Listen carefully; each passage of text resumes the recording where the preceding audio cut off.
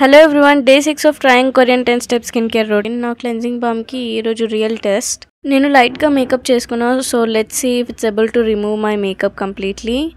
Makeup ఏం apply చేయలేదు, just liner, concealer and lipstick.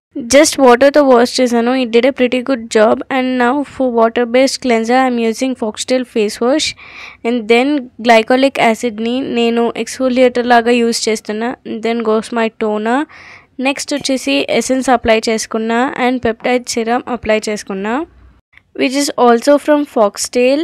ఈ సిరమ్ అప్లై చేసుకోగానే my face feels so glowy and plump. Just look at your self.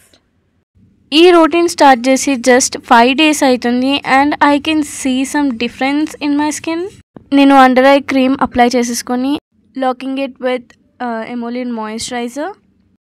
I hope you guys are enjoying this series and bye bye. See you in my next video.